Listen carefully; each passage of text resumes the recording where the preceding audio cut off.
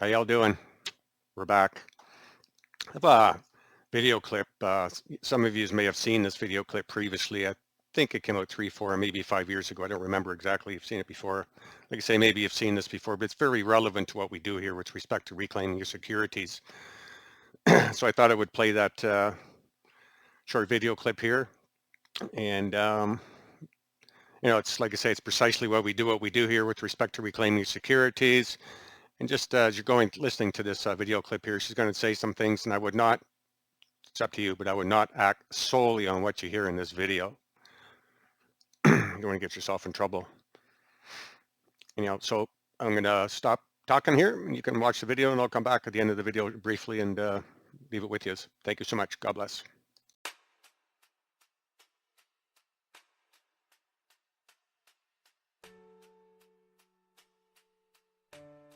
Yeah, they're always doing things we don't like.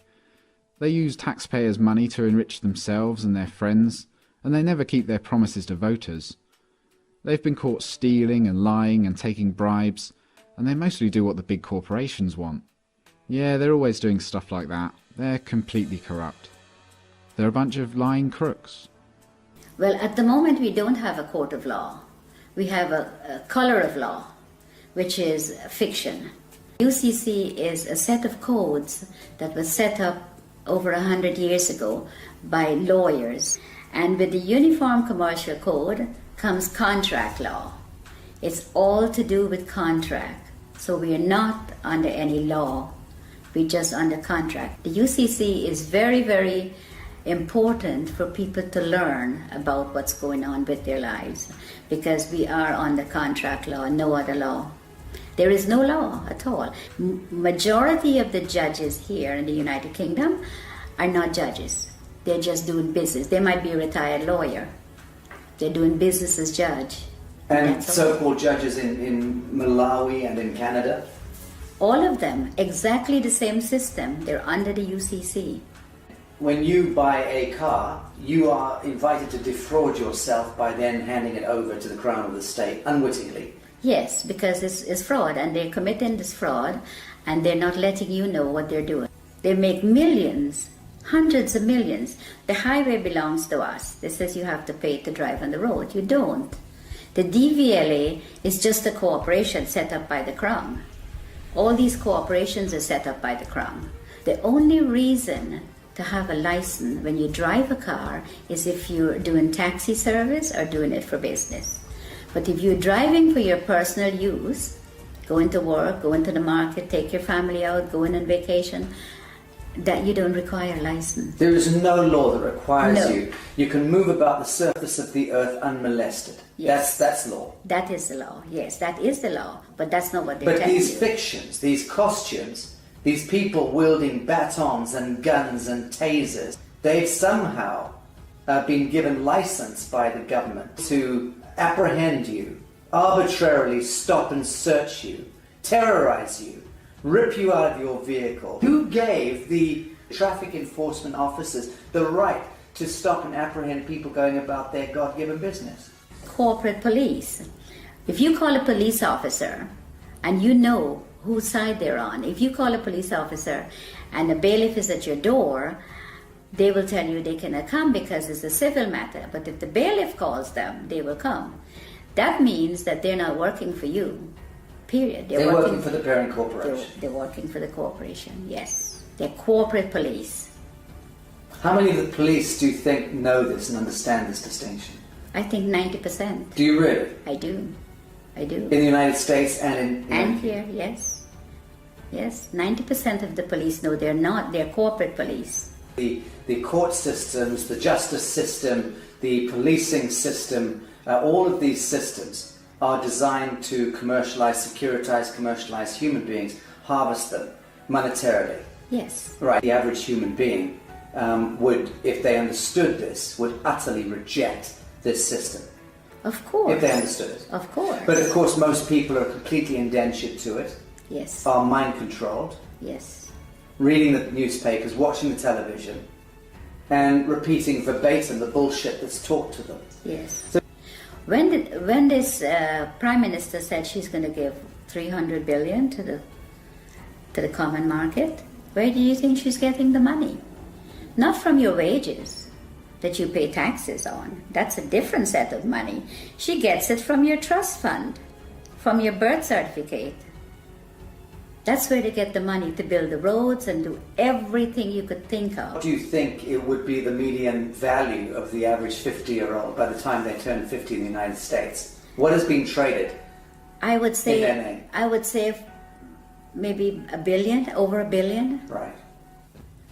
We have gold. For every pound that if you weigh 8 pounds at birth, you have 8 pounds of gold set aside for you. Assigned to you by whom? By the Crown. In England? Yes. And in the United States? Yes. By the Treasury? Yes. And because the United States is owned by the Crown. I think if people get to know and they come together, it doesn't take hundreds of millions. 1 million sovereigns get together can make a hell of a lot of difference, because the word spreads from one to the other. And once people get to know that this is what is being done to them, it's going to be like wildfire. Once people get to know the law, what they're under, and what they're doing to them, and how they're making... You see, they make things to distract you, like the news and all this stuff, television, and this is what they do. So once people can get together, if 100 people go to the bank and all keep taking out £100, before the end of the day, the bank will close. It's very simple if people get to understand what's going on. And it would be good for them to know, because we need to stop this. We need to stop what they're doing to people, hurting people for no reason, put people in poverty. And by they, we're talking about the parent corporation. The parent corporation, The yes. banks and governments and justice systems all working to penalize and harvest humanity. Yeah, they're in bed together, everybody. They said, if they send you to the Citizens Advice Bureau, don't even bother to go, because they're working too with them. Everybody they have in their pocket. And it's very sad, because people will do things to other people for very little money. Are you hopeful for humanity? I am, very much so. Talk to us about the straw man. What exactly is the straw man? The straw man is your name written in block letters. Very simple. It was done at birth. What the government did, or the corporations now, not government, what they did is they took your birth certificate and made a second birth certificate with a trust, a Scarcity QV trust. They made it in all block letters.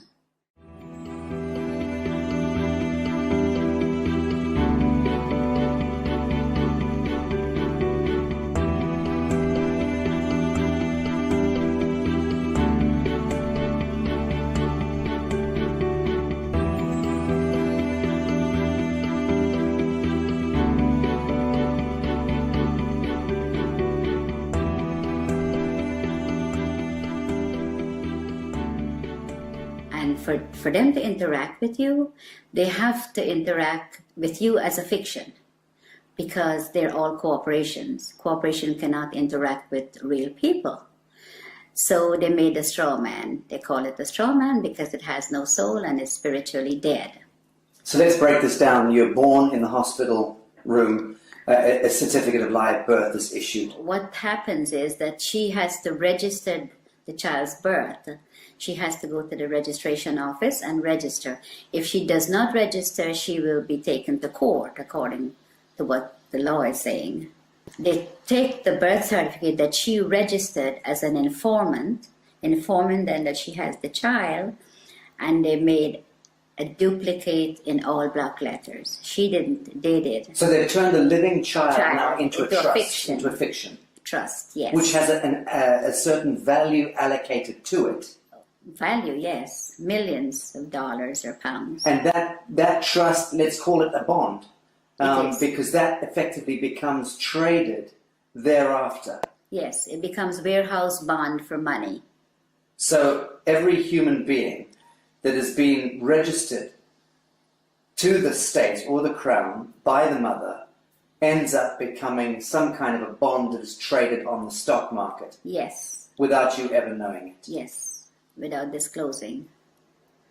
And this is happening since the early 1900s. What they've done is really fraud, because they're fraudulently taking your child's birth certificate and make it into a dead entity.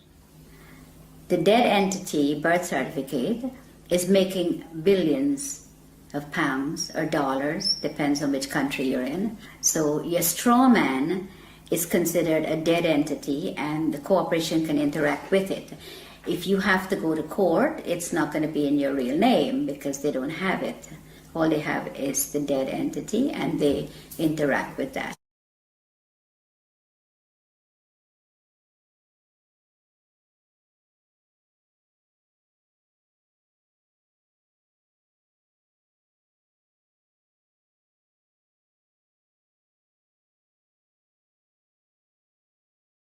So who is reaping the rewards of the value of your bond as it's being traded? I would say the Federal Reserve, which belongs to the royal family, and the HMRC, IRS, these are the people where your money goes once you are registered. The mother register you, that's where the money goes, to them. Okay, let's talk about the difference between your signature and your autograph. Okay, a signature is under the UCC, which is the fiction, the straw man. Your autograph is the real person. So if you go up to a movie star and says, "Can I have your autograph?" You never say, "Can I have your signature?" It's always autograph because you have flesh and blood. Signature is what you're signing every time they can go into your account and take money. And every time you do sign a piece of paper, you can bet that that signature of yours is being monetized, securitized. It is. By the banks, by everybody that you, wherever you sign, credit cards, everything that you sign, they're getting funds off your trust fund from that birth certificate. Okay, so fees and all sorts of things, and invisible costs are being discharged against your birth bond in that sense? Yes. Without you ever knowing about it? Without you ever knowing about it, yes. It was never disclosed to you. All the stuff is done without disclosing, and it's deception, it's fraud, and it's happening every day to everyone that's outside the inner circle. Okay, let's talk about the court system, because invariably your signatures lead you into a courtroom at some point, you know, whether it's for, and under the aegis of the court system, whether it's a marriage, a birth, a death, a registration of land, whatever. So we understand a little about the distinction between the signature and the autograph. What exactly is a court of law? Well, at the moment we don't have a court of law.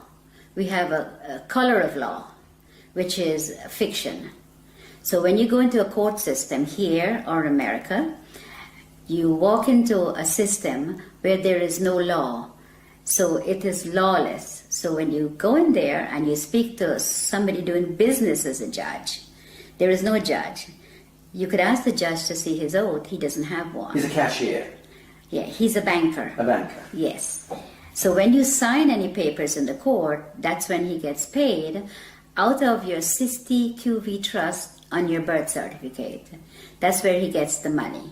If you go into the court, you still lose because it is not a court of law for you. In a situation like that, when should you use your signature and sign something, and when shouldn't you? There is a special way of, under the UCC, we go back to that, there's a special way of signing without responsibility for your signature. So that if you sign in the special way according to the UCC, you're not responsible for anything that's on the paper. Okay.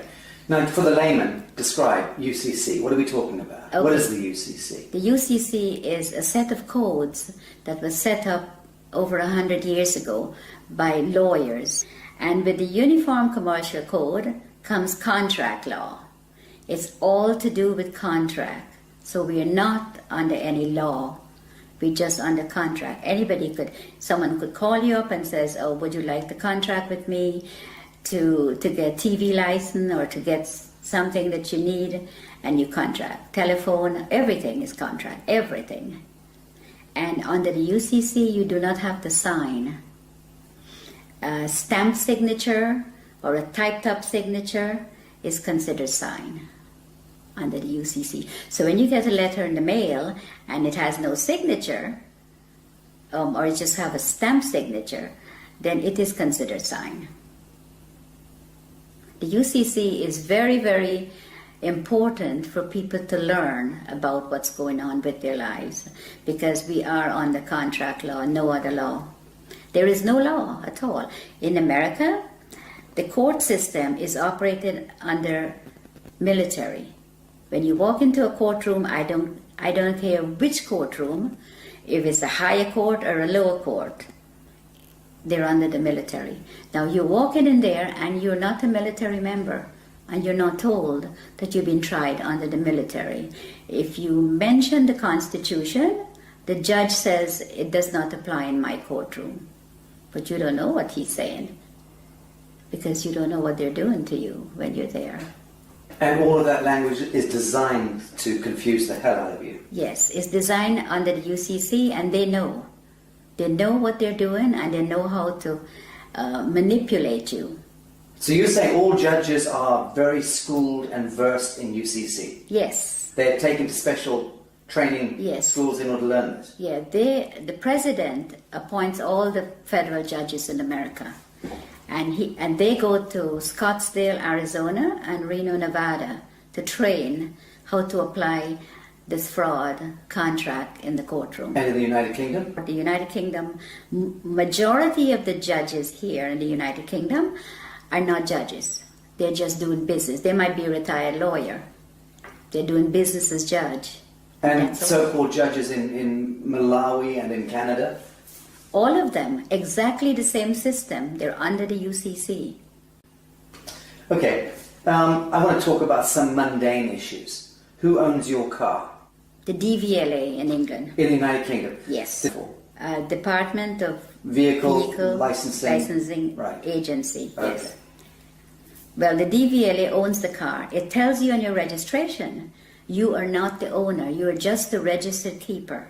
Now, if you look up registered keeper, it says the person who is responsible for taking care of the vehicle, pay the taxes, pay the license, pay the insurance, and take care of it. But the DVLA could take it from you anytime they feel like. Crush it.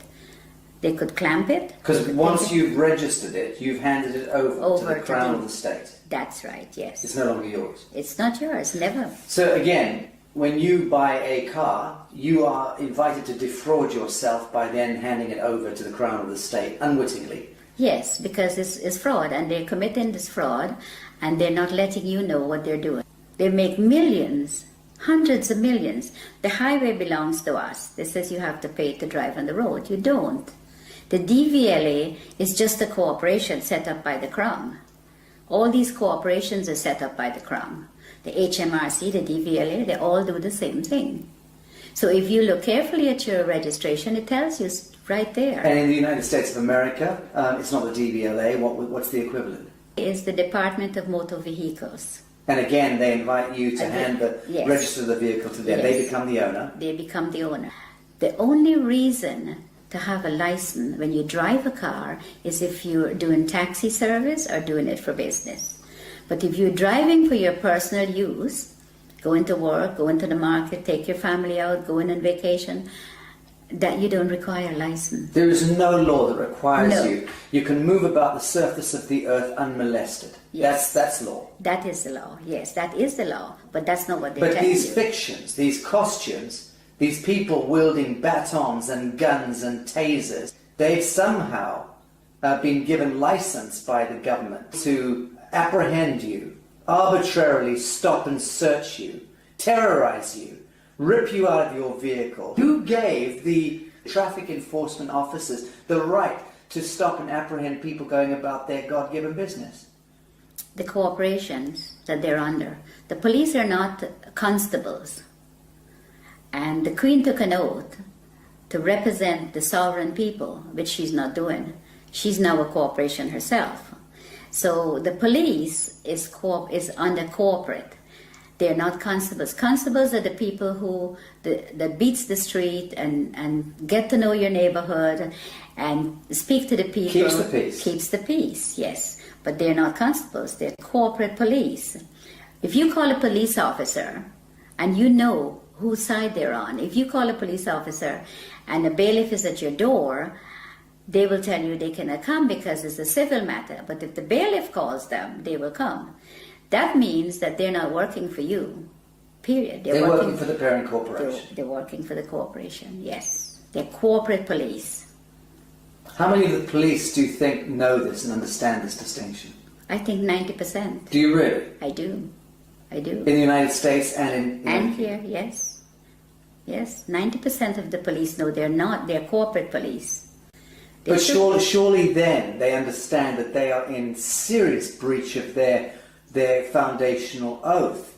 And they should thereby surely understand that the Queen of England is in serious breach of her coronation oath, yes, which requires her to intervene if her parliament or government is conducting any cruel and unusual punishments against the people.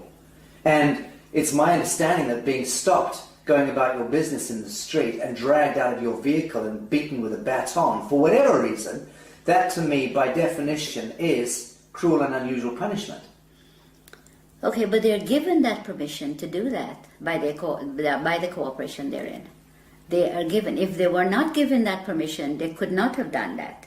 They could not drag you out of your car or molest you or take you to the station for no reason. But it's not a law that gives them the right. It's a statute. It's a technocratic words on paper, statutes that have allowed them contractually to go ahead and beat the citizenry, right? Okay, yes. But it's not lawful. No, it's not. It's entirely not. unlawful. It's legal and it's fraudulent activities, and they're being backed up by their corporate headquarters. So you cannot win because there's always somebody there to protect them, and they know that. So let's drill down into this.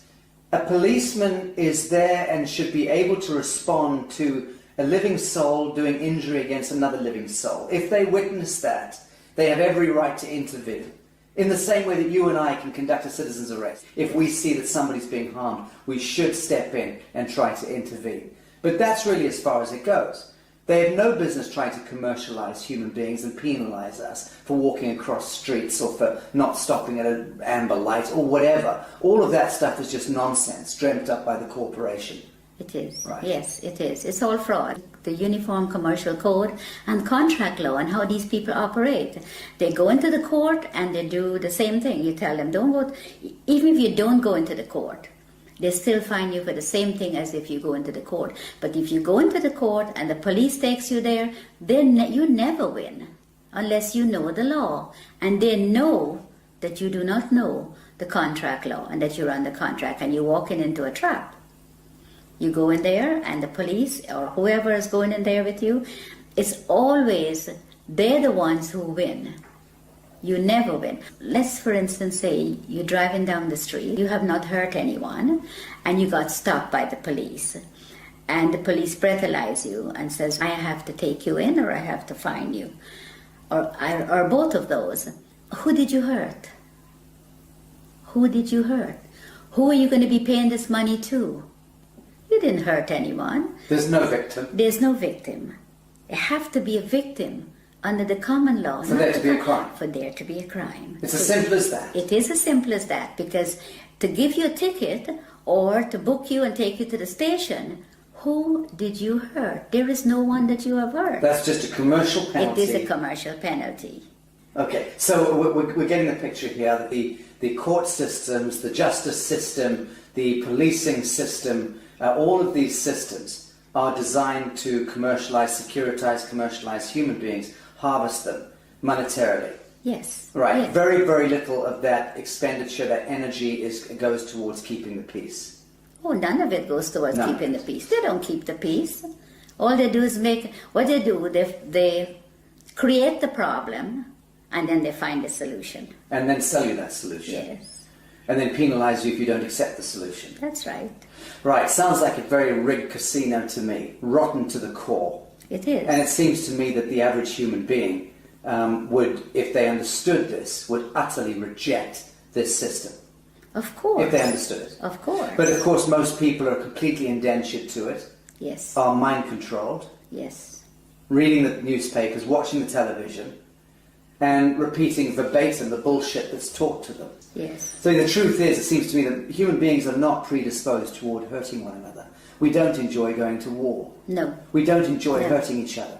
Yes. In the main, most people get along and just want to get along. Of course. But the systems conspire Yes. with a model of scarcity economics and Yes. drive war and disease and poverty. Of course. That's the only way they can make money. When this Prime Minister said she's going to give 300 billion to the common market, where do you think she's getting the money? Not from your wages that you pay taxes on. That's a different set of money. She gets it from your trust fund, from your birth certificate. That's where they get the money to build the roads and do everything you could think of. So they're discharging billions and billions and billions of dollars against our birth bonds without Yes. ever disclosing that to her, Of course. without there ever being an audit or any accounting for it. Of course, because nobody's asking. Right. And even if you do ask, they give you a hard time to tell you about it.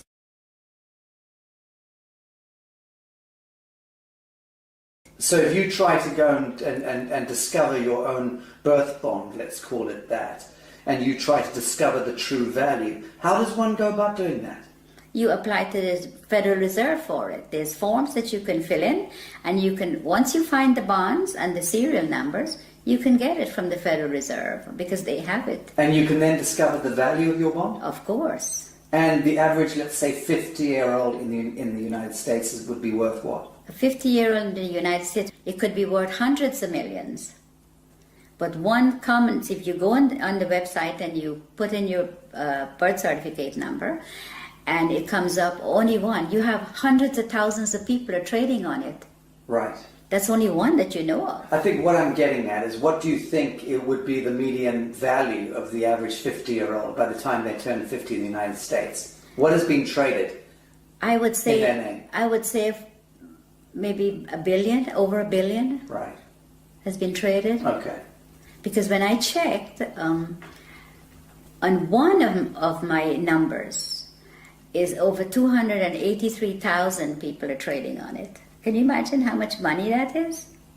So when we hear that the US has a debt of $23 trillion or whatever it is, that fictitious money was all pumped out of the air, but effectively it was discharged against the value of Yes. the people. Yes. Right, so that's where the fiction emerges. Yes. And it becomes this huge imbalance that no one quite understands. How on earth did we get that much money? They just made it up as they go along and tell us what they want to tell us. Yes, but they'll validate the making up of that money by, Yes. on paper, discharging it against the value of Yes. the citizenry. And the citizens' gold, our sovereign gold. We have gold. For every pound that if you weigh 8 pounds at birth, you have 8 pounds of gold set aside for you. Assigned to you by whom? By the Crown. In England? Yes. And in the United States? Yes. By the Treasury? Yes. And Because the United States is owned by the Crown. let's okay. So let's say there's 200 odd nations of the world. There's hundreds and hundreds of small island states, but there's about 200 nation states, big nation states. They are all of them a franchise of the Anglo-American Corporation. Yes. Let's call it that. Yes. And that the Anglo-American Corporation is an extension of the British Crown. Crown, yes. And the British Crown is collateralized by what, or backed by what? Gold. And by the people. The hundreds of millions of people. The British Empire has just went on the ground. It's still there. Controls the Bank of International Yes, Settlements, yes. controls all the reserve banks around Yes, the world and yes, so on. Right? yes. Correct. So at what point do you believe the world sees through this grotesque fiction and then addresses the source code and then writes it?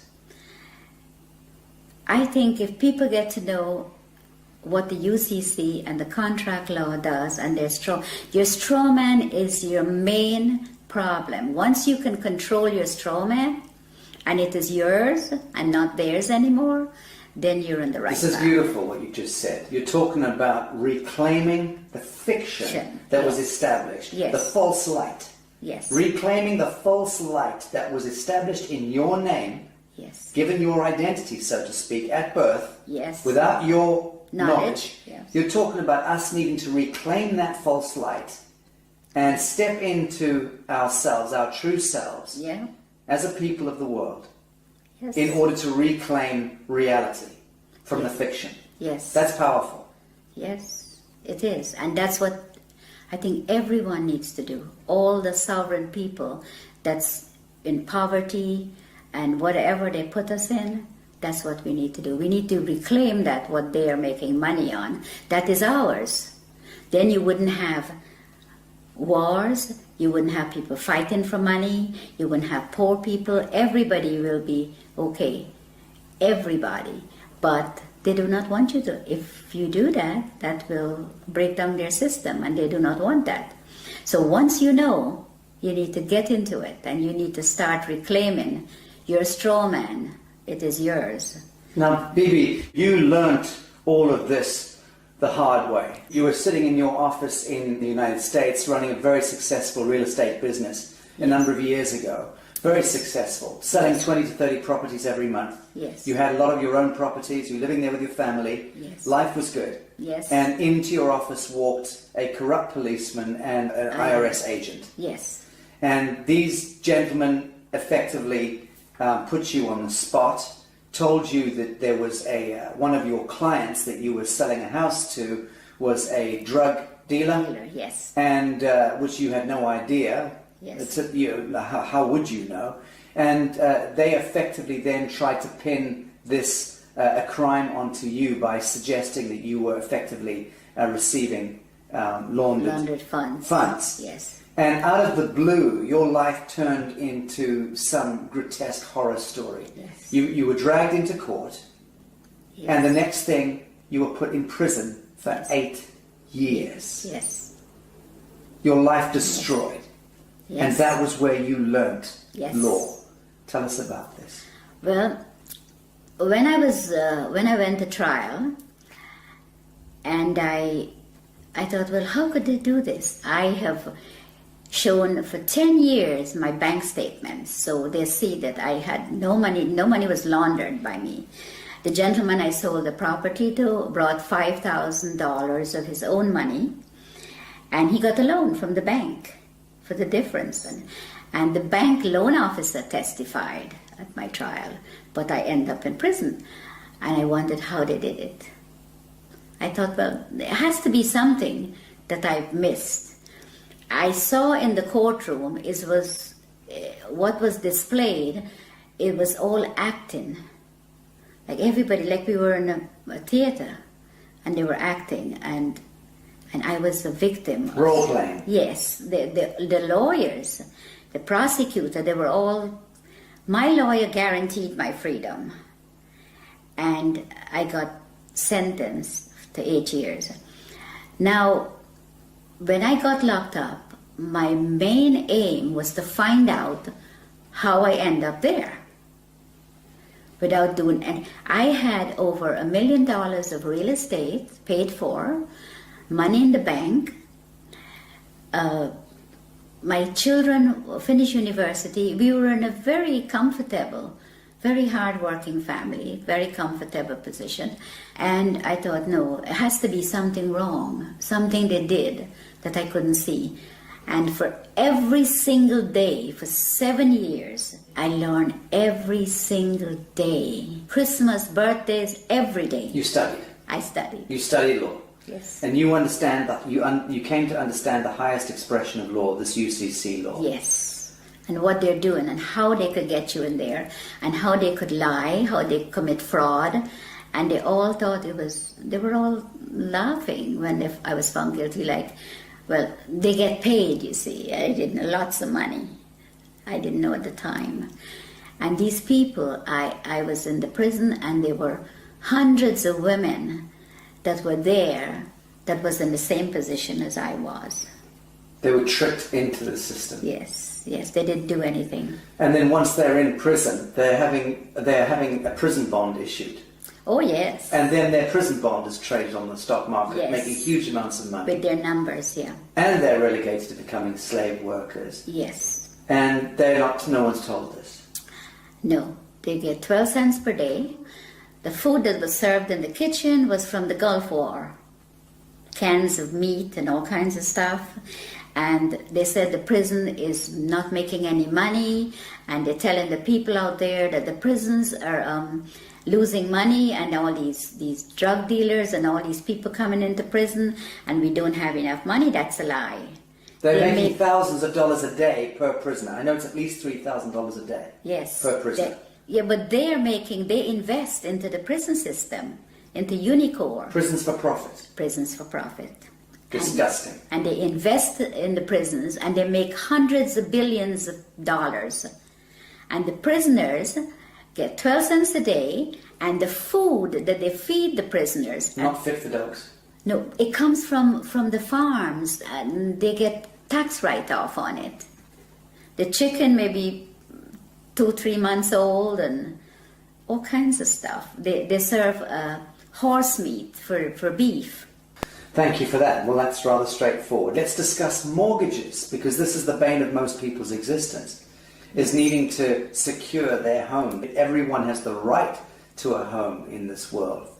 And mortgages, I mean, what's the etymology of mortgage in the first instance? Death grip, isn't it? Yes, it is. It is. But Mortgage means death grip in French. well, the mortgage is what they do is just a front.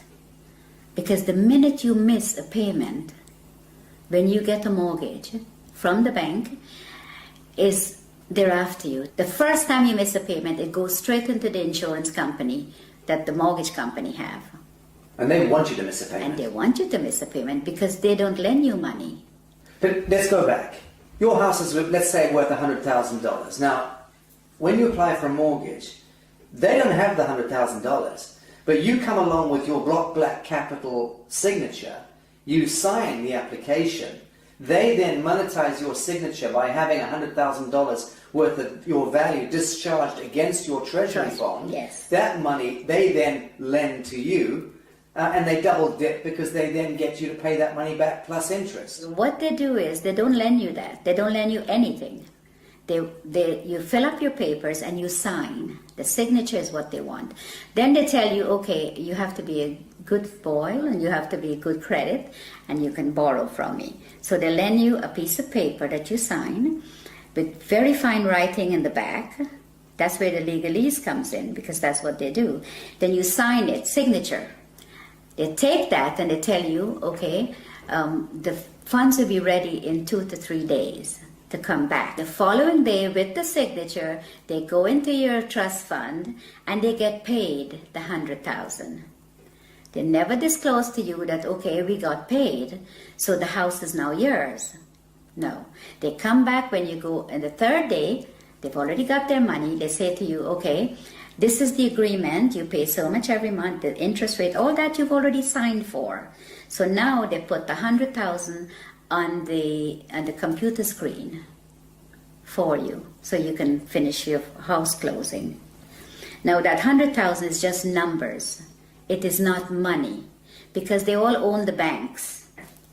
So there's no money pass, no cash, just paper. But they have your $100,000 already. If you don't pay, they take the house. They don't want nothing. They want the property because the money is just paper. It has no value. So the property has value, so they take the property.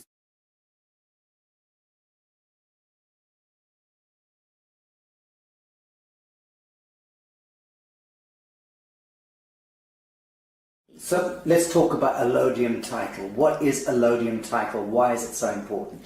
Okay, Allodium title is important because you do not own the land. They tell you it's freehold, but it's not freehold. The land is owned by the Crown. All the land Hang in on. England. I'm a farmer in Minnesota, and you're saying that my land is owned by the Queen. Yes. I'm a farmer in Mozambique. Your land is owned by the Queen. The Queen of England. The Queen of England. She owns all the land.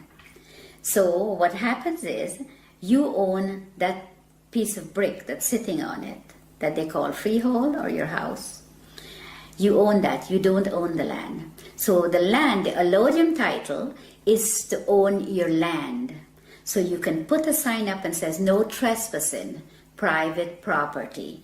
When you put that sign up, you have to own the land. Because owning the house doesn't mean anything. It's the land they want.